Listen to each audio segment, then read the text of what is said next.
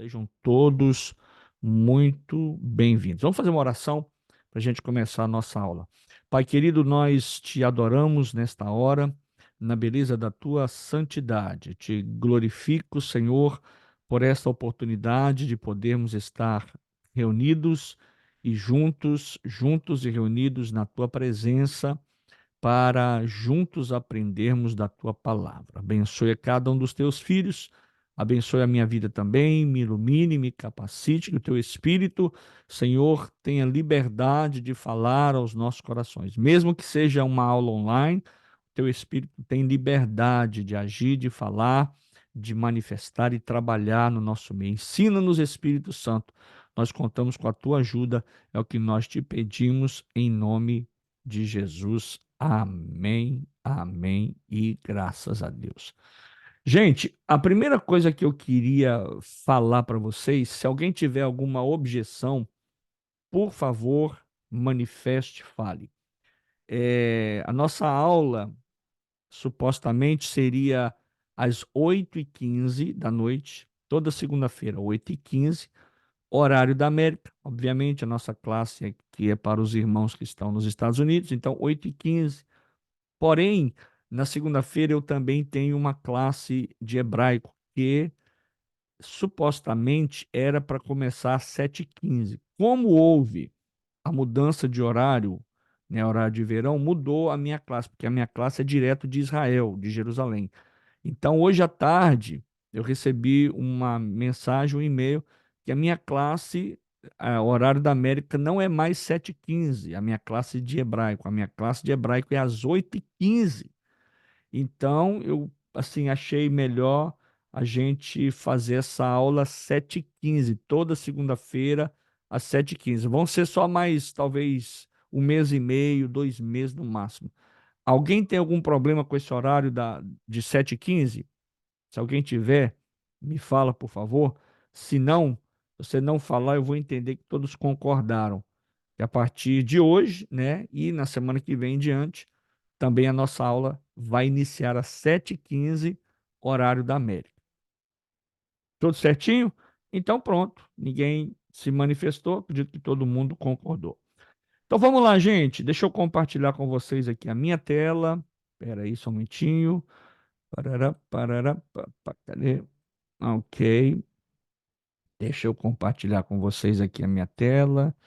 Deixa eu ver aqui. Compartilhar, compartilhar, compartilhar. Share screen. Vamos lá. Tá aqui. Todo mundo vendo a tela aí, né, gente? Ok, tá? Se alguém tiver alguma coisa para falar, quiser falar, por gentileza, fale. Abra o microfone e fale, tá? Se não tiver alguma coisa para falar, deixa eu ver aqui. Tá chegando mais gente aqui. Tá. Ok, vamos lá então. Semana passada nós paramos. Deixa eu ver aqui. Agora com Cristo, quem é você? Veja o que Deus fez por você. Isso. Deixa eu ver aqui. Tarará, pela vida. Arrependimento. Falamos sobre arrependimento. O que é arrependimento? 3 passos para o arrependimento e novo nascimento. Não, falamos sobre o que é regeneração semana passada. Nova vida, porque é necessário. Não. Paramos aqui, ó. O que é regeneração? Ok, vamos dar uma recapitulada no novo nascimento. Quando uma pessoa se arrepende, aliás, antes da gente dar continuidade, deixa eu falar para os irmãos que falam inglês. Nós temos aí o Aiden, que fala só inglês, ele compreende um pouquinho português também. Temos também, parece que temos mais uns 2 ou 3 alunos aí que falam a língua principal, a língua materna, em inglês. O meu conselho para vocês que falam inglês, e no caso do Eider, que fala inglês, mais entende, compreende o português. Venha para as aulas, nos acompanhe, que no final, mais para o final das aulas, eu vou fazer uma aula só, ou 2 aulas com vocês, somente em inglês, tá? Porque eu ainda estou traduzindo o material e preparando isso para vocês, tá? Então, no final, eu vou fazer uma aula exclusiva só com quem fala inglês, tá certo, gente? Então vamos lá, novo nascimento. Quando uma pessoa se arrepende, e confessa os seus pecados, ocorre o que nós chamamos de novo nascimento. No inglês é born again, ele nasceu de novo, né? Que é chamado também, no contexto teológico, de regeneração. A pessoa, ela é regenerada. Ela é regenerada. Tá todo mundo vendo a tela aí, gente? Todo mundo vendo a tela? Me deu uma impressão aqui que o pessoal não estava enxergando a minha tela. Tá todo mundo vendo a tela? Ok. Ok. O que é regeneração? A regeneração, sinônimo de regeneração é o que estava destruído ser reconstruído. É isso que Jesus faz conosco. A sua vida, né, a sua autoestima estava destruída, o seu caráter estava destruído, o seu relacionamento com Deus estava destruído, a sua comunhão com Cristo estava destruída, a sua salvação e, consecutivamente, sua salvação e a sua vida eterna estava desvinculada, automaticamente destruída. Esse processo todo do pecado, ele trouxe destruição.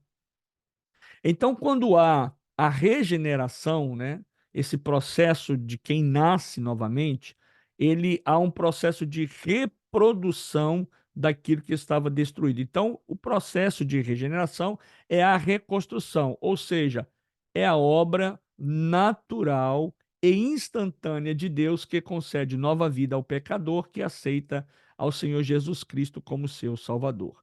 E aí vem uma questão importante: o que é esta nova vida? Eu acho que as maiores perguntas que ficam na mente da gente, principalmente quem está vindo agora para o Evangelho ou começando na sua jornada, é o que é essa nova vida? Olha, essa nova vida é a natureza divina que passa a habitar na pessoa que é regenerada mediante o poder do Espírito Santo. Esse processo de regeneração, de transformação, de vida nova em Cristo, ela só é possível por causa da ação do Espírito Santo. E por que é necessário a regeneração? Por que é necessário esse processo de regeneração, de você ser regenerado, de você ser transformado, restituído, ser agraciado, alcançado pelo Pai? Porque, primeiro, é necessário para você entrar no céu. Olha, sem a regeneração, nós vamos ler alguns textos aí. Se você tiver a sua Bíblia aberta, ou seja ela online, ou seja ela no iPad, no iPhone, ou a Bíblia de papel, abra aí, né? Vamos ler o primeiro texto, que é o texto de João, capítulo 3:3.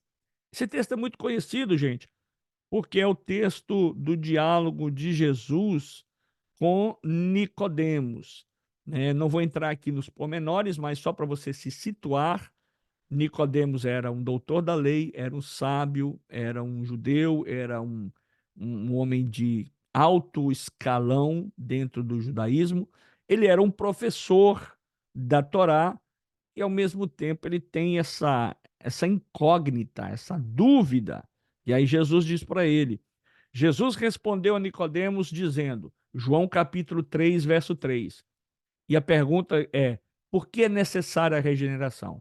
João 3:3 responde dizendo: na verdade te digo que aquele que não nascer de novo não pode ver o reino de Deus. Isso é fato. Acredite em mim, né? Eu digo quando acredita em mim, porque você me conhece, então escute a minha palavra, o meu conselho. Agora, além de acreditar em mim, eu vou pedir para você para acreditar na palavra de Deus. Não é qualquer livro, não é um livro de história, não é uma revista, não é um jornal periódico, é a palavra de Deus. Quando nós passarmos desse processo da classe de batismo, nós vamos entrar no outro processo com vocês, que é a classe do discipulado. E dentro da classe do discipulado, nós vamos estudar a veemente e a veracidade da palavra de Deus, a importância, o teor, o conteúdo, a certeza, a confiança que você e eu devemos ter na palavra de Deus. Então, João 3,3 disse que para alcançar a regeneração e o reino dos céus, Jesus disse para Nicodemos: Nicodemos, na verdade eu te digo que aquele que não nascer de novo não pode herdar ou entrar no reino dos céus. Porque na parte B diz, porque é necessário também resistir ao pecado. Primeira epístola de João, agora que não é evangelho, agora que é carta. Primeira carta de João, primeira epístola de João, capítulo 3, no verso 9. Por que devemos resistir ao pecado?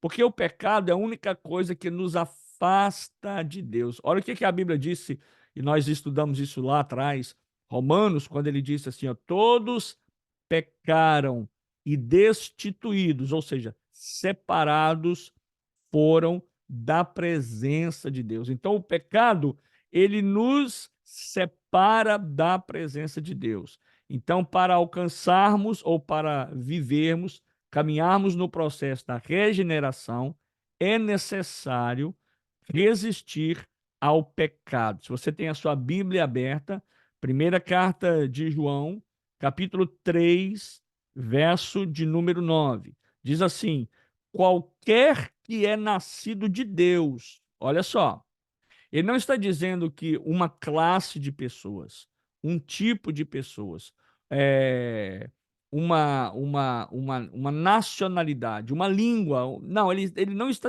especificando quem, mas ele está dizendo qualquer. Qualquer um que é nascido de Deus, observe, a regra é clara, né? Como diz por aí. Qualquer um que é nascido de Deus não vive na prática do pecado. João, o mesmo que escreveu essa carta, o mesmo que escreveu essa epístola, ele disse assim: filhinhos, amados, o pecado na vida do crente, ele é apenas um deslize. O que é isso? Um tropeço, um acidente.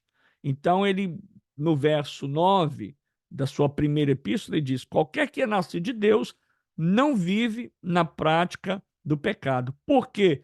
Sua semente permanece nele e ele não pode viver pecando, porque é nascido de Deus.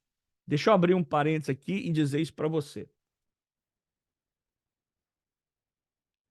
João está dizendo que quando nós temos um encontro verdadeiro com Jesus, quando nós temos um encontro com Cristo, quando nós, na nossa expressão popular brasileira, dizemos aceitamos a Jesus, quando na verdade quem nos aceitou foi ele, mas vamos aceitar essa expressão bem brasileira. Quando aceitamos a Jesus, tivemos um encontro com ele, nascemos de novo, no processo que João conta a história de Jesus e Nicodemos, que Jesus disse: Nicodemos, olha, você é muito sábio, você é muito inteligente, você é professor, mas para herdar a vida eterna, você precisa nascer de novo.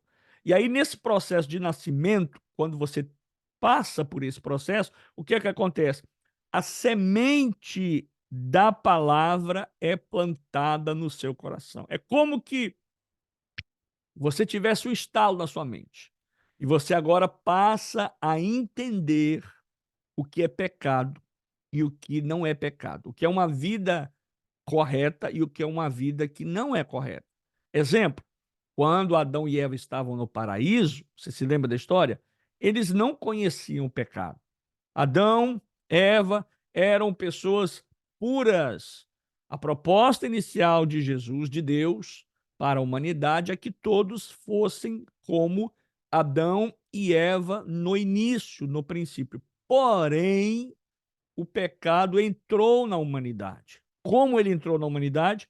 Por conta da desobediência. E aí aconteceu o caos, aconteceu a tragédia. E a tragédia foi tão grande, gente, que todos sofreram. O homem sofreu, a mulher sofreu, os animais sofreram, A natureza sofreu. Por que que você acha que hoje nós temos espinhos, nós temos árvores que são venenosas, todas essas questões que prejudicam e que são maléficas, que trazem malefício para a sociedade, para a humanidade? Por que que isso existe?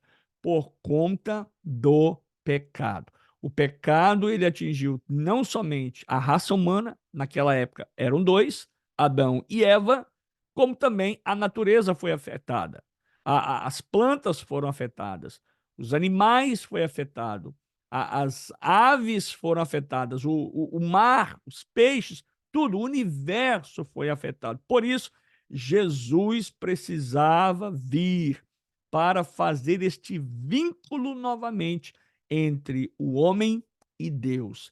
E aí nós estamos agora no processo da regeneração, que é 1 João capítulo 3, verso 9, que diz: qualquer que é nascido de Deus, qualquer que é nascido de Deus, não vive na prática do pecado, porque a sua semente permanece nele e não pode viver pecando, porque é nascido de Deus.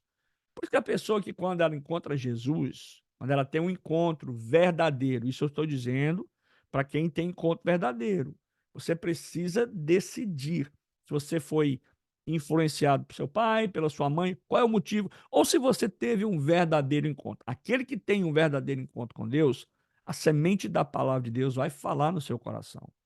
Porque quando você tem esse encontro com Jesus, automaticamente você é constrangido, você é mudado, você é transformado. Em qual sentido? A vontade de pecar vai fugir de você, mesmo que você sendo homem, seja inclinado ao pecado. Por conta do pecado original entre Adão e Eva no início, a natureza humana, a sociedade, o homem, ele tem a inclinação para o pecado. Por exemplo, alguém me perguntou certa vez: pastor, por que que uma criança de 3, 4, 5 anos fazem coisas que parece que não é normal o comportamento? Ou seja, quando ela faz uma coisa errada, você já viu isso? Uma criança, quando ela faz algo errado, ela sabe que está fazendo algo errado e ela tenta esconder. Ou às vezes você vê uma criança bem pequena, bem novinha, mentindo, e aí você pergunta de onde ela aprendeu isso, com quem ela aprendeu a mentir. Ela não aprendeu, ninguém precisou ensinar ela, porque ela nasceu com a tendência, com a inclinação para o pecado, até o ponto que ela vai chegar numa maturidade, numa idade que ela tem condição de escolher. Por isso que nós batizamos pré-adolescentes, né? Jovens pré-adolescentes, da idade de 12 anos acima, né? Porque a gente, nessa idade, essas crianças ou esses adolescentes já têm noção, já têm como escolher. Então a gente entende que ela pode escolher, ela sabe fazer a diferença entre o que é certo e o que é errado. E aí que mora a questão. Uma criança, quando peca, uma criança, quando peca, Deus considera a criança na, no estágio da imaturidade ou também da inocência. O seu pecado, a sua atitude errada, seja qualquer que for ela, está dentro do que a gente chama de um período de inocência. A partir do momento que ela sai desse período, ela entra na puberdade, e isso varia de criança para criança, de adolescente para adolescente. Ela agora então será julgada pelas suas atitudes. Por quê?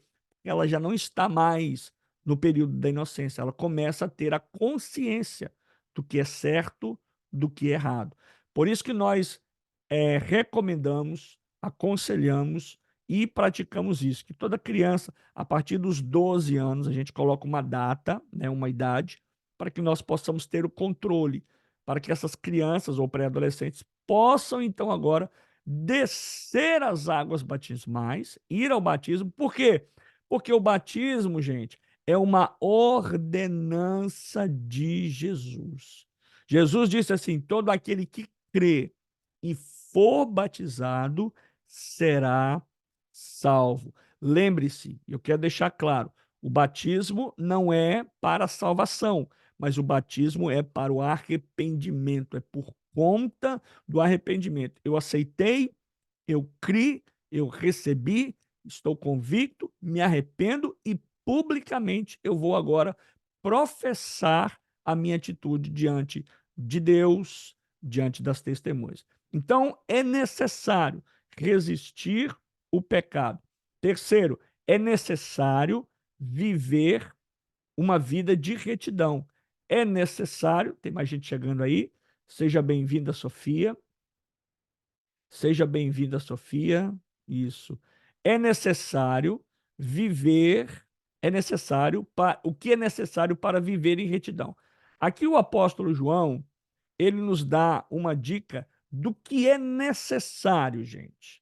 E olha, ensinar a palavra de Deus, ensinar tudo para vocês e não passar para vocês a receita é a mesma coisa que você vai no médico e fala dos seus problemas, o médico faz o seu diagnóstico, mas não te dá a receita, não te passa o remédio. João está dizendo, para entrar no reino dos céus é necessário isso. Para entrar no reino dos céus é necessário resistir ao pecado.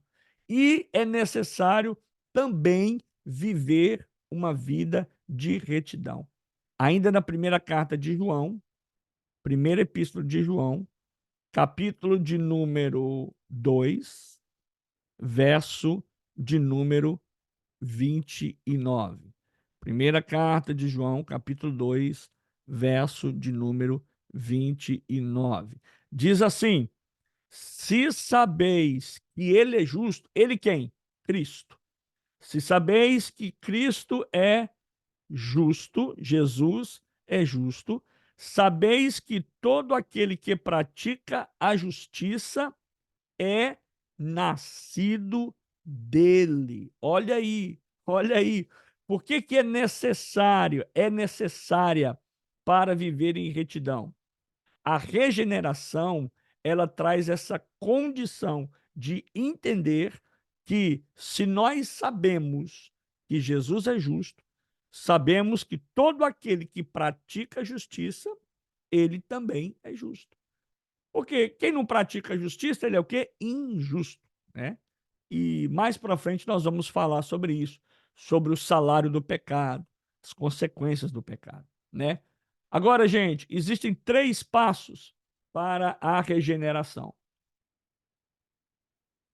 3 passos. Primeiro, ouvir a palavra de Deus. Você só pode se regenerar, você só pode entender isso quando você ouve a palavra de Deus. Esse texto é muito conhecido. Romanos capítulo 10, verso de número 17. Diz assim: de sorte que a fé vem pelo ouvir e o ouvir pela palavra de Deus. Ó, eu preciso me regenerar. Eu preciso de uma mudança. Lembre, regeneração é o quê? Uma reconstrução. Antes eu estava destruído, o meu caráter destruído, a minha intimidade com Deus destruída, o meu relacionamento com Deus não existia mais. Então a regeneração, ela vai reconstruindo em mim novamente um novo homem. Porque Jesus disse para Nicodemos, Nicodemos, é necessário nascer de novo. Ou seja, um novo homem está nascendo.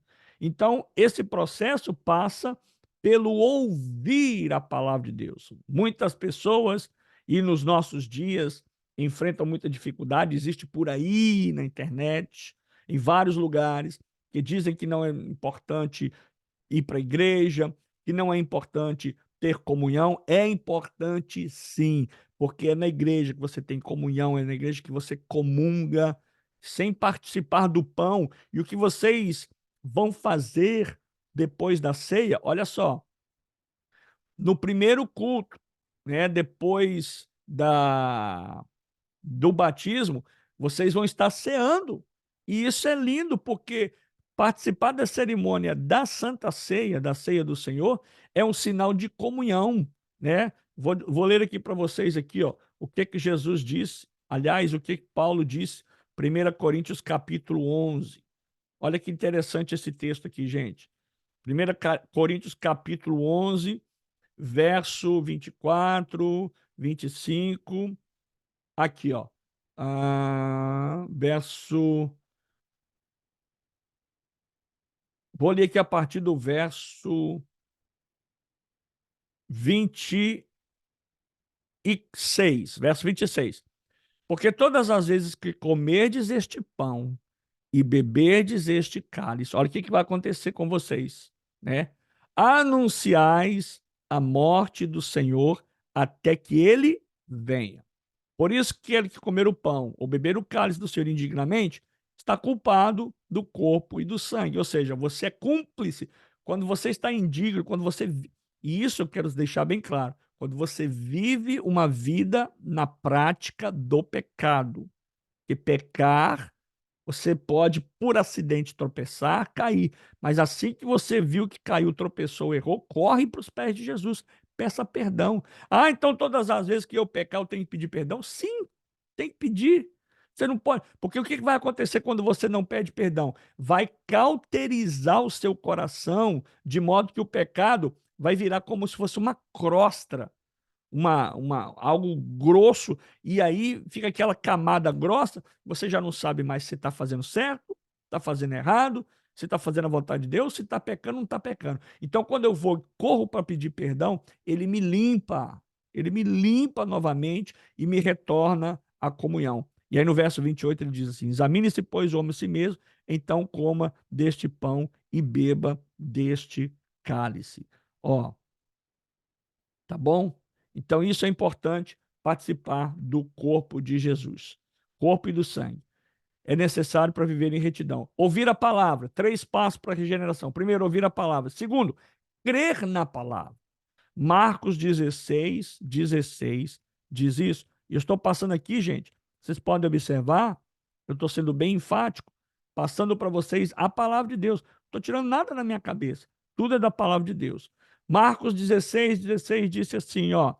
E Simão Pedro, respondendo, disse: Tu és o Cristo, o Filho do Deus vivo. E Jesus, respondendo, disse: Bem-aventurado és tu, Simão Barjonas, porque não foi a carne nem o sangue que te revelou, mas meu Pai que está nos céus.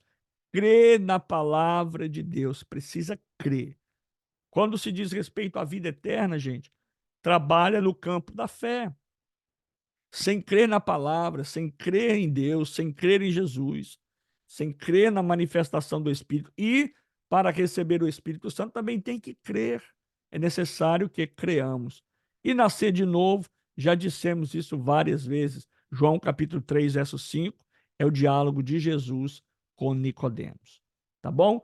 Se alguém tiver alguma pergunta, pode fazer a pergunta, pode abrir o microfone e perguntar. Tá bom? O que é nascer de novo?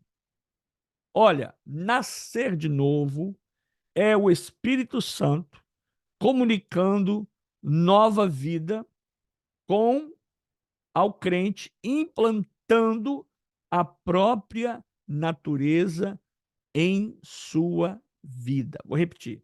Nascer de novo é o Espírito. Lembra que Jesus disse para Nicodemos? Nicodemos, é necessário nascer de novo. E Nicodemos ficou assim: o que é isso? Nascer de novo? Eu, um homem velho, ter que voltar para o ventre da minha mãe? Não. It doesn't make any sense, Jesus. Não faz nenhum sentido. Como um homem velho pode voltar para o útero da mãe, para a barriga da mãe? Não tem jeito. Jesus disse para ele: Nicodemos, Nicodemos, você é tão sábio e não entendes isso.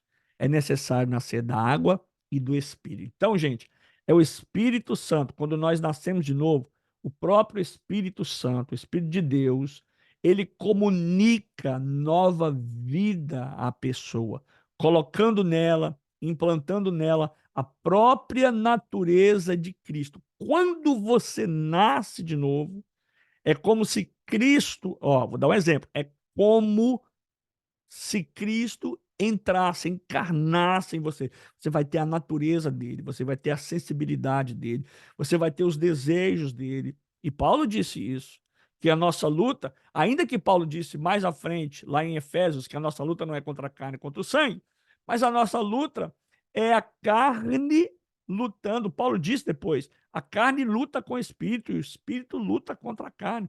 Paulo chegou até a dizer: Senhor, me ajuda, o que será de mim? Aquilo que eu quero fazer, as coisas que eu quero fazer, eu não faço, e as coisas que eu não quero fazer, essas eu faço. É a luta da carne, o homem carnal lutando com o Espírito. Então, quando você nasce de novo, o Espírito Santo entra em você, toma conta da sua vida. Você agora é uma nova criatura. Observe, você será uma nova, você já é uma nova criatura. O passo, o processo, a ponto de que você já está participando desta classe, é um sinal que o Espírito Santo já está trabalhando em você. Não estou dizendo aqui que todos que vão se batizar são perfeitos. Ah, tem algum santo aí? Só se tiver uma, tem alguém com asa aí para voar, voa para me ver. Não é assim, gente. Somos seres humanos reconhecedores da misericórdia, carecemos da graça, da misericórdia de Deus. A única pessoa que aponta defeitos é Satanás. O único que veio para julgar, para acusar, é o diabo. Mas Jesus veio para dar vida e vida com abundância. Enquanto há tempo, corra para os pés de Jesus e viva a sua nova vida com Cristo. Viver uma nova vida com Cristo não é viver uma vida arregalada, cheia de dinheiro, cheia de posses, livre de problemas. Jesus nunca disse isso. Em maneira nenhuma, em momento nenhum, Jesus disse que nós não teríamos, seríamos livres de problemas. Pelo contrário, Jesus disse para os discípulos, sabe o quê? No mundo tereis aflições. O que é aflições? Existe uma outra versão que diz, no mundo tereis tribulações, problemas, lutas, dificuldades, contas para pagar, enfermidades. É a vida, é a consequência do pecado original de Adão e Eva. Agora, com Cristo, nós temos a certeza da vida eterna. Porque você já imaginou que triste, que miserável seria esse homem viver uma vida nesse mundo, cheia de problemas, cheia de doenças, cheia de dificuldades, e ainda no final da vida, passar a vida toda sem Cristo, passar a eternidade sem Jesus, passar a eternidade afastado de Deus. Então, gente, Jesus veio para nos dar vida e vida em abundância, vida eterna, vida na presença dele. Então, o Espírito Santo comunica a nova vida ao crente, implantando a própria natureza de Cristo em sua vida. E quando isso acontece, é porque aconteceu a conversão. Existe outra palavrinha aí que você precisa entender. O que é, pastor? É a conversão.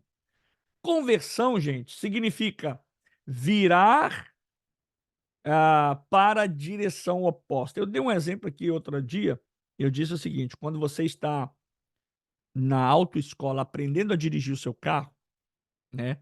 No Brasil, o instrutor diz assim para a pessoa que está sendo avaliada: olha, converta à direita ou converta à esquerda. Ou seja, ele está indo numa direção e o instrutor diz para ele: vire, né?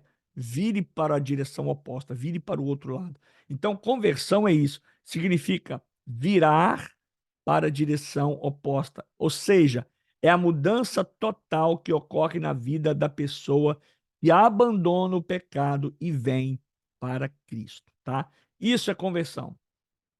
Agora vamos ver aqui algumas atitudes fundamentais da pessoa que é convertida. Estou passando isso para que vocês saibam que quando nós aceitamos a Jesus, a nossa vida toda transforma. E ela não transforma tudo de uma vez só, da noite para o dia, aos poucos. Lembra? Processo da regeneração. Mas você precisa saber disso. A pessoa, quando ela tem essa consciência, ela encontra com Jesus, Jesus se encontra com ela começa o processo da conversão, o processo da regeneração, a pessoa ela dá as costas para o eu, o próprio eu e para o pecado. Isso se chama arrependimento. Vamos ler Atos dos Apóstolos, capítulo 14. Atos, capítulo 14, verso 15. Atos dos Apóstolos 14, verso de número 15. Diz assim, ó: e dizendo: varões, por que fazeis essas coisas, né? Conversão. Aqui Paulo estava dizendo para eles: vocês agem assim. Estava dizendo para os irmãos deles. Estava dizendo para os patrícios, aqueles, os seus conterrâneos. Por que vocês fazem assim? Vocês não são cristãos? Vocês não seguem a Jesus? Então, a pessoa, ela tem que entender que ela dá as costas ao pecado. Isso se chama arrependimento. E Atos dos Apóstolos, também ainda, Atos dos Apóstolos, capítulo de número 3, verso de número 19. Atos 3, verso de número 19, vai dizer o seguinte, ó, estamos falando de arrependimento, não é? O verso 19 de Atos, capítulo 3 diz: arrependei-vos, pois, e convertei-vos, para que sejam apagados os vossos pecados e venham assim os tempos do refrigério pela presença do Senhor. Quando há um arrependimento, gente, e há uma conversão de verdade, os nossos pecados são apagados. E aí vivemos um tempo de refrigério. Você precisa se perdoar você mesmo, você precisa pedir perdão a Deus, precisa viver uma vida de plenitude, de santidade da presença de Deus, para que você tenha paz. E a paz é através do arrependimento e da conversão. Lembrando, quando é que nós precisamos de arrependimento? Quando é que precisamos de converter? Quando é que precisamos pedir perdão? Todos os dias. Todos os dias. A gente já levanta pela manhã sujeito a pecar. Lembre-se das palavras de João: filhinhos, se pecardes, tendes Jesus, o vosso advogado, né? Se pecardes, vou ver esse texto aqui, vou colocar para vocês, ó. Ó, filhinhos, se pecardes. Vamos ver aqui. Onde está o texto? Filhinhos, se pecardes, tendes Jesus. Ó, 1 João 2, primeira epístola de João, capítulo 2, verso 1, 17. Primeira epístola de João, primeira epístola, é carta, né? Epístola de João, capítulo 2, verso 1. No verso 1, deixa eu colocar aqui, eu vou parar de transmitir aqui, tá? E vou colocar o texto na tela para vocês, ó. Preste atenção. Primeira carta de João, primeira epístola de João, nós já estamos encerrando, tá, gente? 1 João 2, ali é 1, 1 João 2, 1. Tá. Eu vou compartilhar essa tela com vocês. Espera aí só um pouquinho. Parará, parará, papá. Eu vou aumentar aqui primeiro. 1, 2, 3. Isso. Então vamos lá. Vou compartilhar aqui com vocês esse texto, gente. Esse texto é importante. Aí. Estão vendo o texto de João? Isso, olha aqui. Isso, ó. Meus filhinhos. Isso é o apóstolo João. Lembrando que esse João aqui é o João que cuidou da mãe de Jesus. Quando Jesus estava morrendo, disse: mulher, eis aí o teu filho. Filho, eis aí a tua mãe. Estava falando para João. É o mesmo João que a Bíblia diz que ele reclina a sua cabeça no ombro de Jesus. Sinal de intimidade. Esse João tinha intimidade com Jesus. E ele disse, quando ele escreveu essa epístola, essa carta, ele disse assim: meus filhinhos, estas coisas vos escrevo para quê? Para que não pequeis. Ele estava escrevendo essa carta dizendo para eles: olha, eu vou escrever isso para vocês para que vocês não venham pecar, não venham vacilar, porque ele sabia que um homem sem Deus, ele é sujeito, ele é mais propenso ao pecado. Mas ninguém está livre do pecado. E ele estava dizendo isso para eles: meus filhinhos, essas coisas vos escrevo para que não pequeis. Ponto, vírgula. Aí coloca assim, e, vírgula. Olha a gramática portuguesa. E, vírgula. Se alguém pecar, tá? Se alguém pecar, temos um advogado para com o Pai, Jesus Cristo, o justo. Por isso, eu vou encerrar aqui. Na semana que vem, deixa eu anotar aqui. Vou colocar aqui. Paramos aqui. Deixa eu ver aqui, gente, só um momentinho. Deixa eu colocar aqui só uma corzinha aqui para mim saber onde eu parei, tá? E eu quero dizer, com essas palavras, encerrando aqui, dizer para vocês que por isso que é somente, única e exclusivamente através de Jesus que conseguimos, né, a intercessão. É ele que intercede. Viu o texto de João? Ele disse assim: filhinhos, se porventura não pequeis, mas se pecardes, tendes Jesus, o nosso advogado, junto ao Pai. Ou seja, é ele que vai advogar as nossas causas. Não é ninguém mais. É Jesus que advoga, que vai junto ao Pai dizendo: Pai, ele pecou. Olha só como o sacrifício de Jesus é tão importante nas nossas vidas. Jesus vai dizer assim: Pai, ele não é, ele não é, ele não pode ser condenado quando você está em Cristo. Jesus disse isso.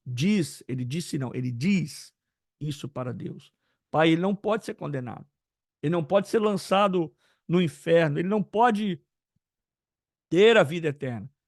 Porque ele está em mim. Quem está em Cristo, ele está em mim. E eu paguei o preço por ele. Gente, isso aqui é muito sério. Quando Jesus vai na cruz do Calvário, alguém disse certa vez, uma ilustração, uma conjectura, que é como se a cédula, só mesmo quem for brasileiro vai entender isso. A nota promissória, ou o bill of sale, foi cravado na cruz. Quando Jesus é crucificado, ele leva sobre si, sobre ele mesmo, os meus pecados, os meus problemas e a minha condenação. E a Bíblia diz assim, ó: porque todo aquele que está em Cristo, nova criatura é.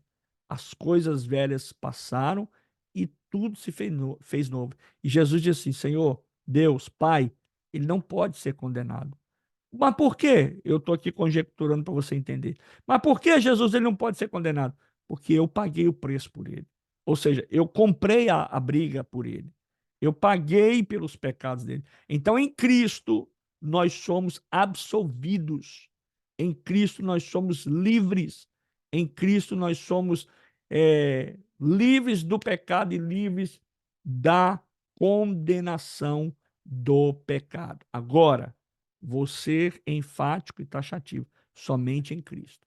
Se você não está em Cristo, aí você está entregue novamente à culpa, porque aí você não tem ele como você não aceitou a ele como pagamento dos seus pecados. Por isso é importante nós estarmos em Cristo Jesus. Amém, gente? Alguém tem alguma pergunta e nós vamos encerrar por causa do horário.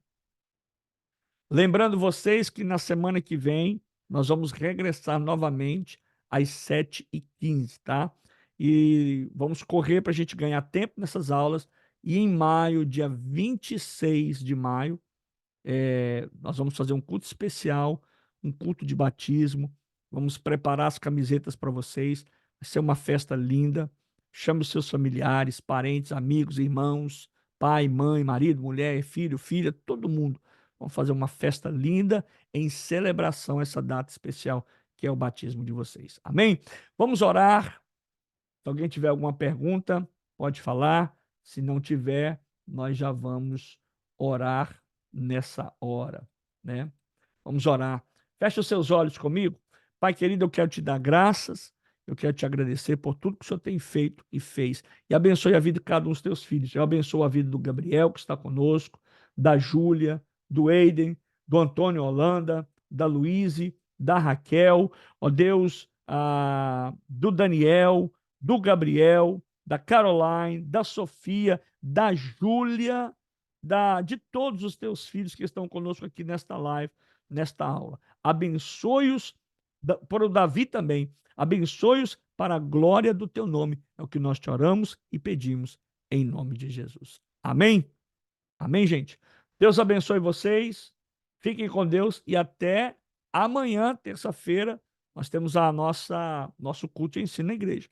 Vamos estar lá às 7h30, 7h30, aprendendo a palavra de Deus. Deus abençoe. Fique com Jesus a todos e uma boa noite em nome de Jesus. Tchau, gente.